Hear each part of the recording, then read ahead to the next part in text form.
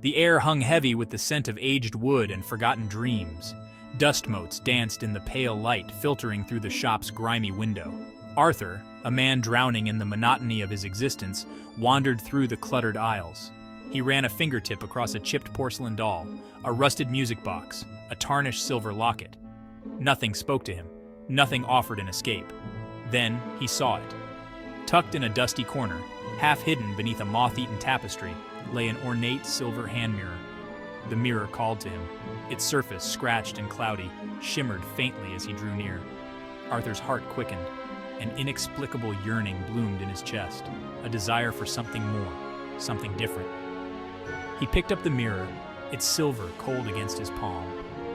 His reflection, a stranger staring back, held a flicker of curiosity, of anticipation. He traced the intricate carvings on the mirror's frame. They seemed to writhe beneath his fingertips, pulsing with an unseen energy. The air crackled, charged with a strange expectancy. Arthur closed his eyes, a wish forming on his lips. He longed to escape the suffocating reality of his life. He wished to be free, to be innocent, to be young again. He wished to be a baby. The mirror grew warm in his grasp. A tingling sensation spread through his body, starting in his hand, then flowing like a current through his veins. Panic seized him. What had he done? He tried to drop the mirror, but his fingers wouldn't obey. His vision blurred. The world around him swam, the antique shop dissolving into a dizzying kaleidoscope of colors and shapes. Then, silence. Arthur opened his eyes. His own eyes, he realized with a jolt, but they weren't looking out at the antique shop. He was staring up at a mobile of brightly colored birds, swaying gently above him. His arms and legs felt like lead, uncoordinated and weak. He tried to sit up to speak, but only a gurgling sound escaped his lips. Panic welled up inside him, suffocating, overwhelming. He was a baby. He was trapped inside a baby's body, his adult mind imprisoned within this tiny, helpless form. He remembered his wish, the yearning for escape, for a simpler time. He hadn't thought, hadn't considered the consequences. Arthur had traded his adult life, his freedom, for this. Despair washed over him, cold and dark. What had he done? The woman, Mary, was an angel.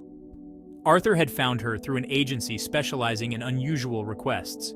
He'd specified his needs carefully, his voice a high-pitched babble that only he could understand.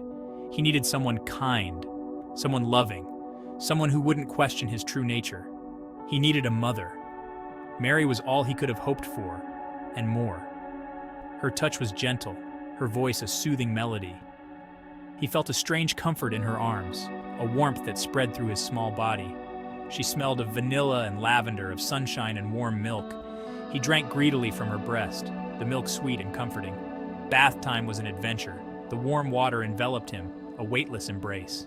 He splashed his hands, sending shimmering droplets flying. He gurgled and cooed, delighting in the feel of the water on his skin, the sound of Mary's laughter. She would wrap him in a soft towel, his skin still damp and fragrant with baby powder. She was his world, his everything, and he was her baby. The nights were the hardest. When the house was quiet and Mary slept soundly in her room, Arthur would lie awake in his crib. He would stare up at the shadows dancing on the ceiling, his mind racing. He missed his old life. He missed his friends, his family, even his mundane, predictable routine. He missed the freedom of making his own choices, of living his own life. He kept the silver hand mirror hidden beneath his mattress. It was smaller now, its ornate frame tarnished, its surface dull and scratched. He would take it out when Mary was busy, turning it over and over in his small hands. He couldn't speak, not really, but he would whisper his pleas to the mirror, begging it to undo the wish, to set him free.